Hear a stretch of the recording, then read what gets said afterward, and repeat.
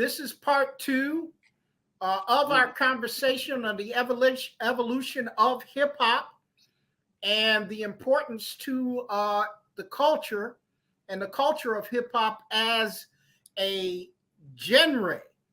And I think this conversation is one of the most important interviews that I have done.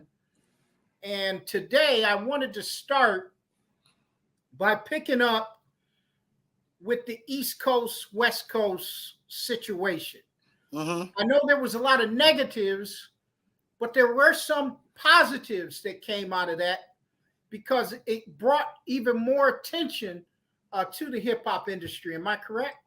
So, when the whole East Coast, West Coast thing happened and, we lost Biggie and we lost Tupac, I think it made a lot of people take accountability and check themselves and, figure out exactly how they wanted to push the culture forward. Because at that point in time, we didn't know if hip hop was going to survive it. We really didn't. East Coast artists was not willing to go to the West Coast and vice versa. West Coast artists was not willing to come to the East Coast.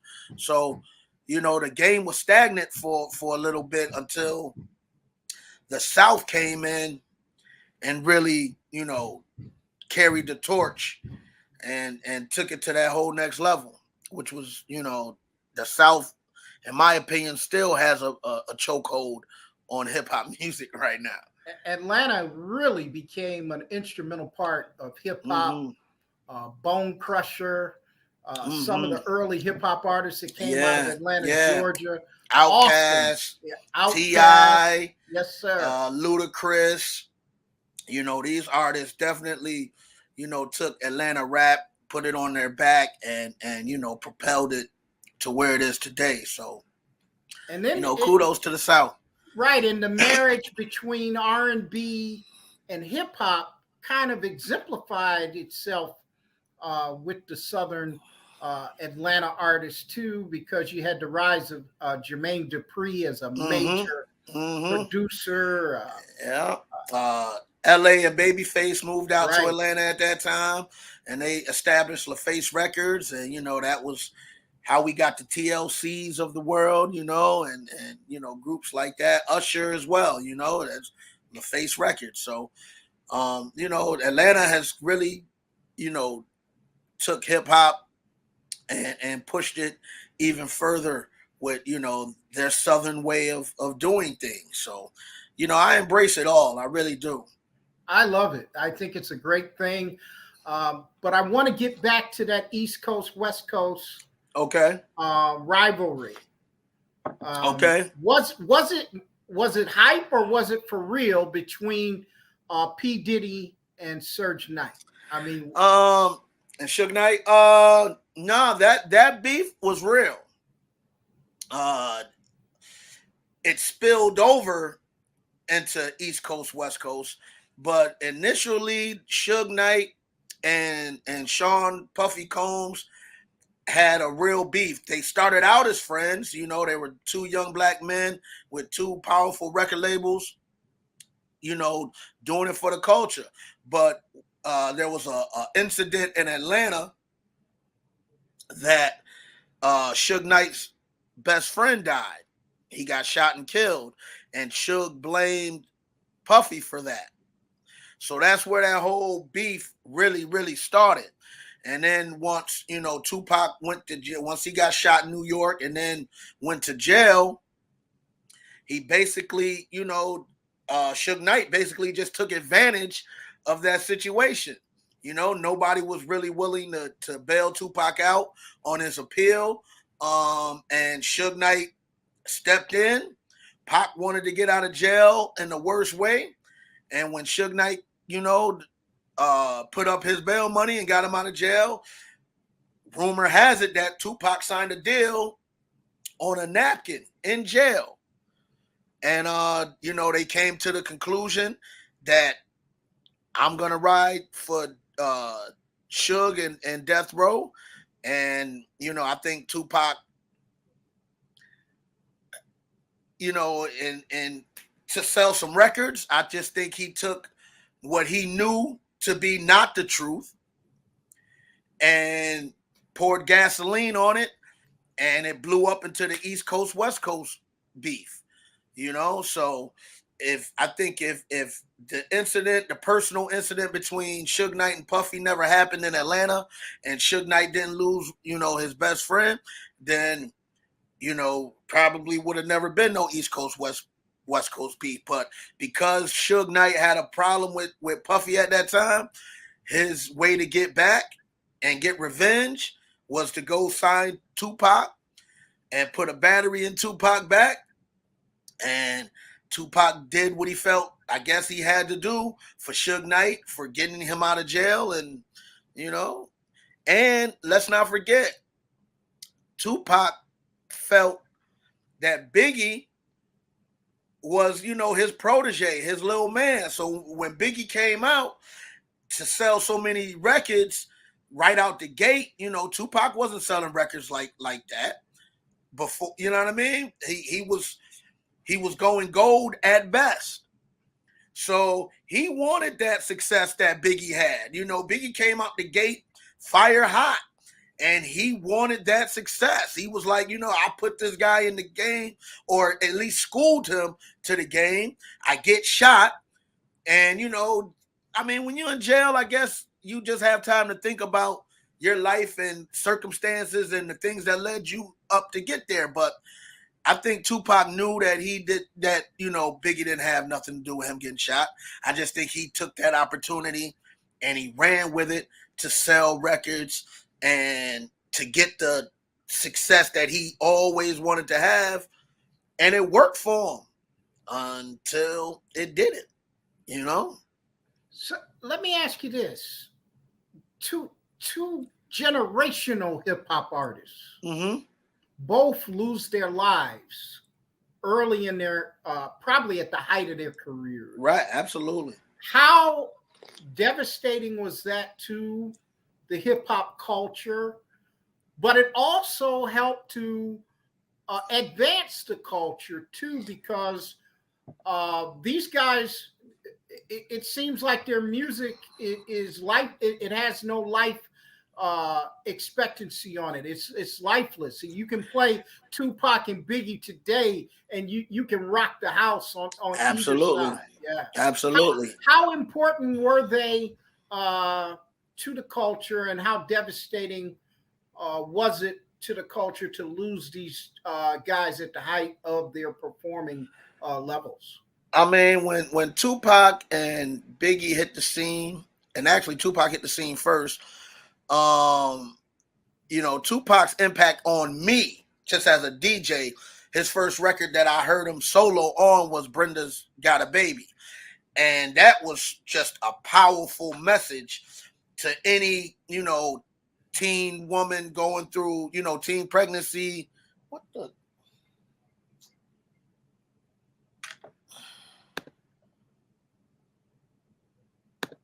There we go. I don't know why this. You know what? How about I just turn the phone off? How about that? How about that? There we go. How about that? Now we can't get no more interruptions. All right. So, but yeah, so, the fact that when Tupac did, Brenda's Got a Baby, and he brought awareness to teen pregnancy and, child abuse and things like that in that record, that was a powerful record, and it let me know that this guy really has something to say. When Biggie came on the scene, it was like the West Coast was just killing it. Like they had Snoop Dogg, Dr. Dre, the Chronic was huge, and they were just on top. So when Biggie hit the scene, it was like, wow, like, yes, we finally got, New York back, and like West Coast was killing the radio. We were kind of stagnant for a little period of time. So Biggie brought that New York swagger back to hip hop, and the fact that he was from New York City and Brooklyn, it just made every New Yorker feel on top of the world with the music that he was making. So when we lost these two guys in the height of their careers, they had so much power and so much influence on the hip hop community. So when you lose two big guys like that, two important pieces to this game, it's a tremendous blow. It's a tremendous setback, for the culture, for MCs who's rapping, because these guys are your peers, but they're also your competition. And steel sharpens steel. So, if you got competition who's up here with it, you're trying to compete on that level. You lose those two artists, a piece of you is missing, because now you don't have that competitive, nature, or those competitive counterparts to judge yourself off of, or to, critique yourself off of. So the fact that hip hop lost Tupac and Biggie was a huge blow to the culture, huge blow that I really believe we're still reeling from to this day, especially New Yorkers. Right. Let me ask you about the influence of another producer who worked, that gave Diddy his start in New York, Andre Harrell, who recently transitioned. Yeah. How influential was he on the culture also? Andre Harrell was like Russell Simmons with a suit and tie. People don't know, they know Andre Harrell, but Andre Harrell started off as Dr. Jekyll and Mr. Hyde, which was a rap group in the early 80s. And they had a record called Genius of Love. And Andre Harrell brought, if no Andre Harrell, then we don't have Heavy D, we don't have Mary J. Blige, we don't have Jodeci, we don't like Al B. Shore. Like, all of these artists was the brainchild of Andre Harrell. He knew where hip hop could go in early stages. Russell Simmons was like gritty. He had Def Jam Records. And if you was on Def Jam Records, everybody knew you was a hardcore hip hop artist that probably didn't get much radio play. You had a lot of street credibility and they was buying your tapes in the streets, but you probably really wasn't going to hear your record getting played on the radio if you was on Def Jam, just because of the type of music that they were making.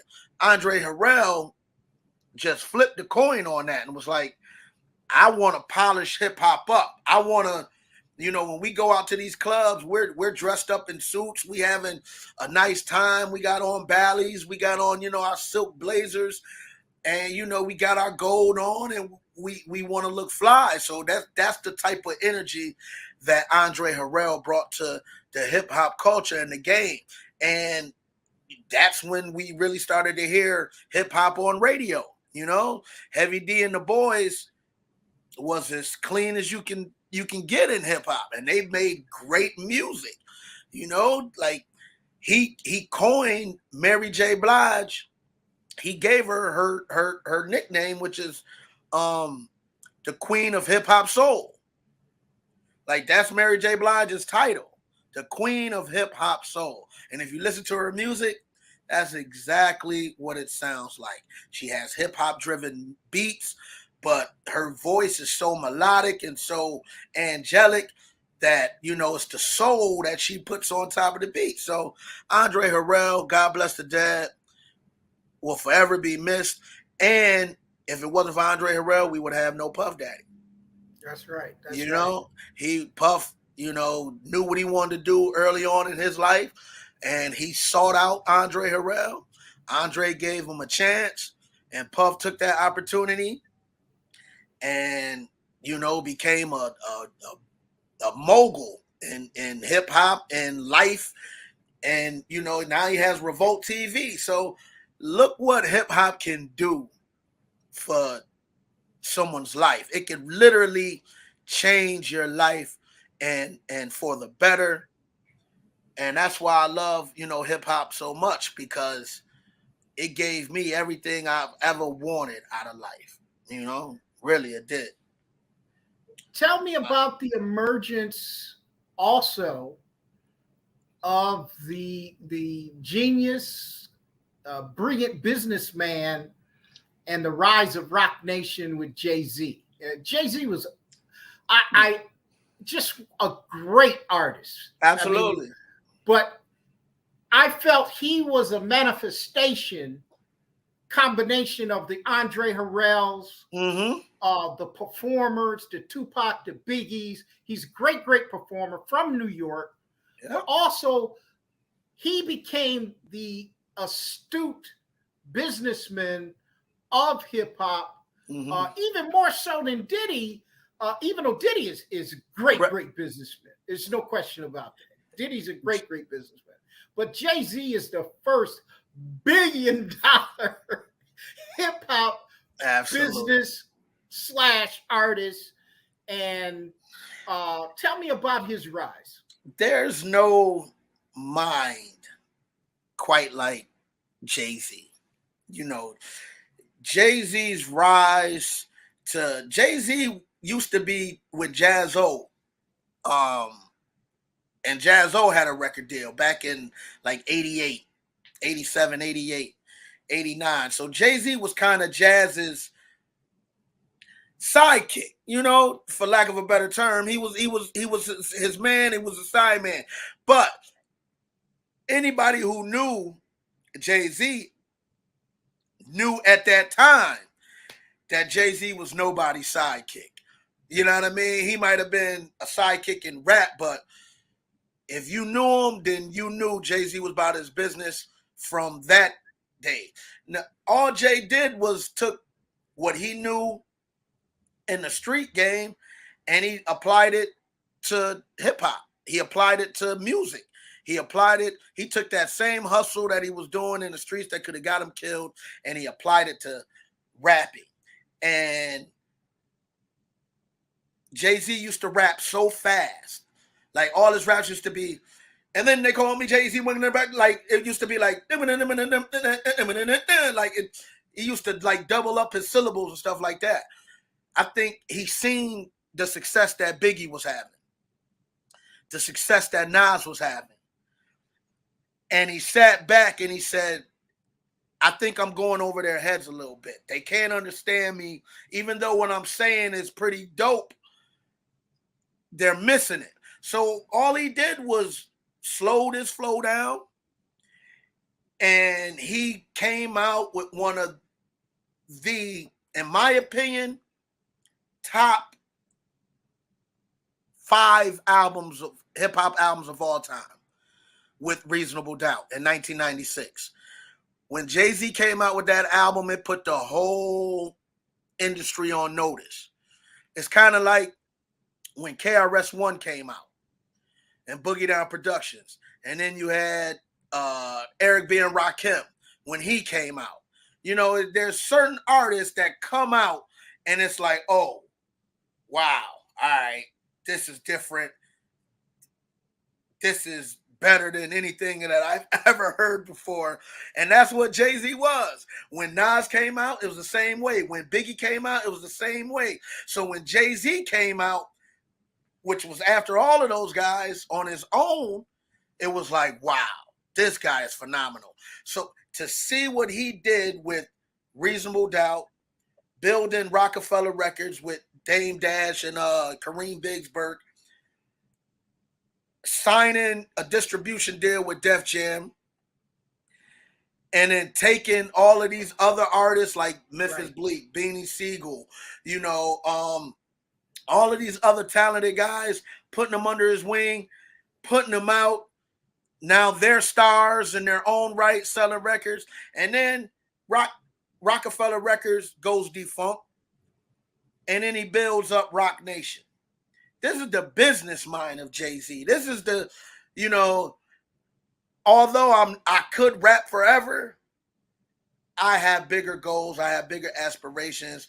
And I think it's because of those goals and aspirations is the reason why him and Dame Dash, you know, parted ways. I think Jay-Z just was at a maturity level that maybe Dame Dash, you know, maybe wasn't.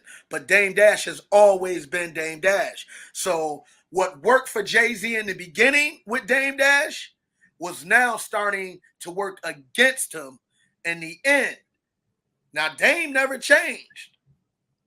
But, you know, when you're going into offices, corporations, screaming on executives, and, you know, there's a way to do business, and then you're representing a guy who's really the flagship of the label, you know, Jay had to part ways with that type of business mind. You know, his mind elevated to, I'm not in the streets anymore, so I don't have to move like I'm in the streets.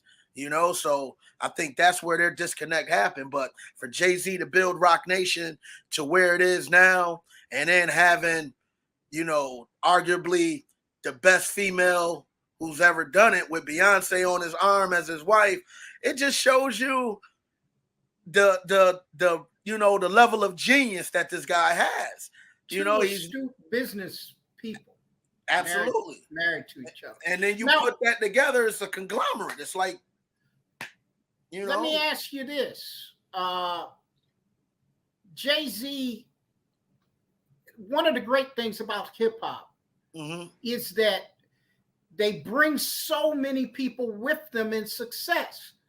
Without Jay-Z, there's no Rihanna.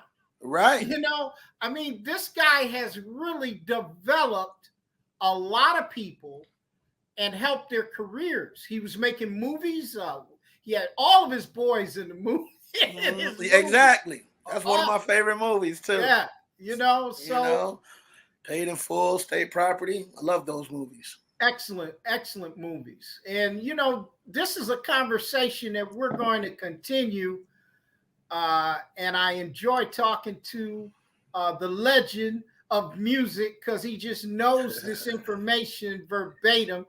The great DJ Backspin. Backspin, I've got people inboxing me. They want to send you their mixtapes. Where can they send those mixtapes? Yeah, you can send your music to DJ Backspin at thebeat1055.com.